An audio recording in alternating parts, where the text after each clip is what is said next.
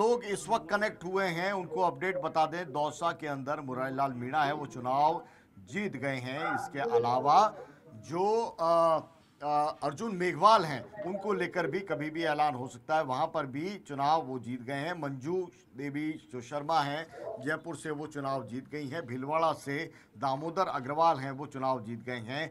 बांसवाड़ा के अंदर स्थिति है वो बढ़त की जबरदस्त रूप से वहां पर राजकुमार रौत हैं वो बढ़त बनाए हुए हैं। और कोटा को लेकर अपडेट यहां पर लीजा ने बताया कि 16,000 वोटों से जो वो लोकसभा अध्यक्ष रहे हैं ओम बिरला वो अभी आगे चल रहे हैं। कांटे का मुकाबला है। दुर्ग सिंह हमारे साथ में जुड़े हुए हैं। दुर्ग, क्या स्थिति है बाड़मेर के अंदर?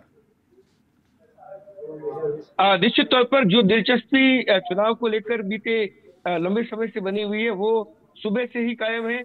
लगातार उम्मीदवार जो इंडियन नेशनल कांग्रेस इंडी गठबंधन के यहाँ के प्रत्याशी है वो यहाँ पर लीड बनाए हुए हैं। उनकी लीड 50,000 को क्रॉस कर गई थी, लेकिन अभी जो ताजा आंकड़े हैं उसके अनुसार 27,204 मतलब आधे पर ये लीड आ गई है। 2,77,733 वोट अब तक उम्मीदवार बेनीवाल के गिने जा चुके हैं। वहीं रविंद्र सिंह भाटी 2,50,529 वोट यानी उनसे 27,204 वोट पीछे है। और सबसे बड़ा जो उलटफेर हुआ है वो विशाल जी ये हुआ है कि कैलाश चौधरी जो है वो 1,09,415 वोटों पर अभी तक अटके हुए हैं। भारतीय जनता पार्टी के पिछली बार 3 लाख माफ करें 3.25 लाख वोटों से ज्यादा से जीत कर वो दिल्ली गए थे और उसके बाद उन्होंने वहां पर केंद्रीय राज्य मंत्री के रूप में 5 साल तक अपना काम किया, परफॉर्मेंस दिया।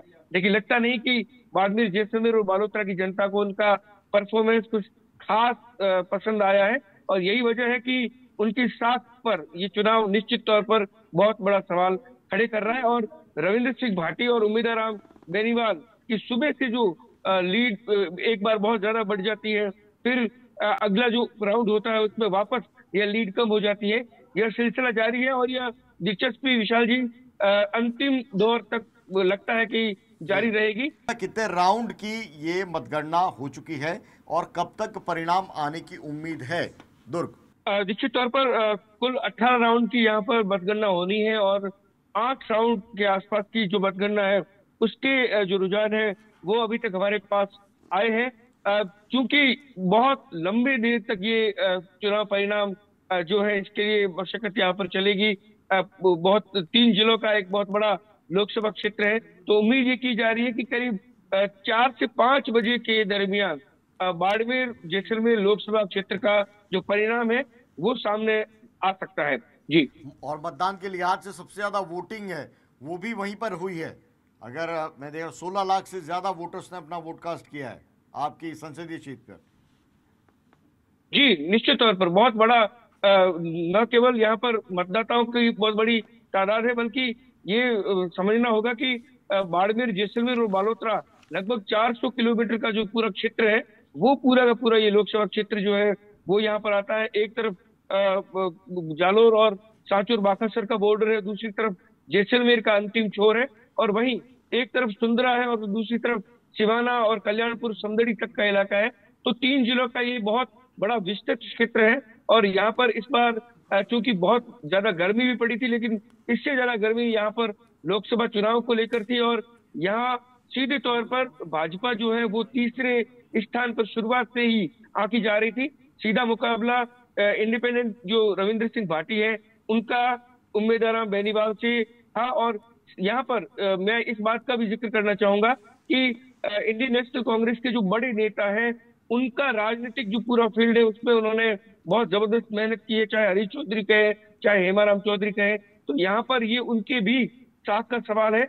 बहुत नजदीकी मुकाबला अभी तक जो है वो सामने आया है। और लेकिन मैं जी जो दुर्ग, स्थिति है मैं यहाँ वो पर कैलाश चौधरी पर चर्चा करना चाहूंगा क्योंकि कैलाश चौधरी केंद्रीय सरकार के अंदर मंत्री, केंद्रीय कृषि राज्य मंत्री, मोदी सरकार के अंदर और मोदी का चेहरा चुनाव के अंदर पूरे देश भर में, जाहिर तौर पर बाड़मेर जैसलमेर में भी, और आखिरी वक्त में वोटिंग के पहले राष्ट्रीय लोकतांत्रिक पार्टी का पूरा समर्थन। ये नाटकीय घटनाक्रम जिस रूप में बदला, इसके बावजूद अगर अभी तक की काउंटिंग में वो तीसरे नंबर पर हैं, तो क्या आगे की परिस्थितियां आप देख पाते हैं और उसकी वजह क्या है? देखिए विशाल जी, मैं आपको बताऊंगा कि जब लोकसभा चुनाव की रणभेरी बजनी शुरू हुई थी, ये जो सारे के सारे नेता अपने फील्ड में वापस लौट रहे थे दिल्ली से, और 5 साल का पूरा जब लेखा जोखा उनको आम जनता के सामने रखना था, उसी दौरान शुरुआत में ही कैलाश चौधरी ने ये कह के सबको चौंका दिया था अपने एक भाषण में कि मुझे मेरी गलतियों की सजा जो है वो नरेंद्र मोदी जी को आप मत देना, प्रधानमंत्री जी को आप मत देना। उससे आम जनता ने ये नब्ज पकड़ ली थी कि कैलाश चौधरी अपनी जीत के प्रति बिल्कुल भी आश्वस्त नहीं है, और उनके पास सिर्फ और सिर्फ नरेंद्र मोदी और नरेंद्र मोदी के किए हुए काम जो है केंद्र स्तर के, उनको गिराने के अतिरिक्त लोकसभा क्षेत्र के लिए कोई ज्यादा बड़ा जो काम है वो उनके पास नहीं है। इसलिए आम जनता जो है वो पूरी तरीके से कैलाश चौधरी से एक तरीके से ये कह सकते हैं कट चुकी थी। उन्होंने अपना ऑप्शन ढूंढ लिया था। और दूसरा, जातिवाद जब यहाँ इस चुनाव के अंदर एक बहुत बड़ा फैक्टर बन के सामने आया, तो कैलाश चौधरी अपनी खुद की जो कम्युनिटी है इससे पूरी तरीके से कट चुके थे। उनके ऊपर विधानसभा चुनाव के दौरान जो प्रियंका चौधरी से लगा के दूसरे जो जाट समाज के नेता है उनको उनकी पैरवी नहीं करने के आरोप लगे, उनको टिकट नहीं मिलने के कारण जो एक रोष था, वो भी कहीं ना कहीं लोकसभा चुनाव में उनके प्रति लोगों की जो वोटिंग कम हुई है वो सीधे तौर पर सामने आ रहा है। और दूसरी जो कम्युनिटी कोर वोट बैंक है, चाहे ओबीसी की, मूल ओबीसी की बात करें, वो भी इस बात को लेकर आश्वस्त नहीं था कि कैलाश चौधरी जीतेंगे, क्योंकि एक बहुत बड़ा जाट वोट बैंक कैलाश चौधरी के इस बार खिलाफ शुरुआत से ही नजर आ रहा था। विशाल जी जी, बहुत बहुत शुक्रिया दुर्ग इस जानकारी के लिए। और आपने बताया कि 18 राउंड होने हैं और केवल 8 राउंड के बाद में परिस्थितियां बन रही हैं, लेकिन यहाँ पर जोगिंदर बेनीवाल और भारतीय जनता पार्टी के जो उम्मीदवार हैं कैलाश चौधरी वो तीसरे नंबर पर हैं, रविंद्र सिंह भाटी जो निर्दलीय प्रत्याशी है वो दूसरे नंबर पर हैं, और दोनों के बीच में मुख्य रूप से मुकाबला चल रहा है।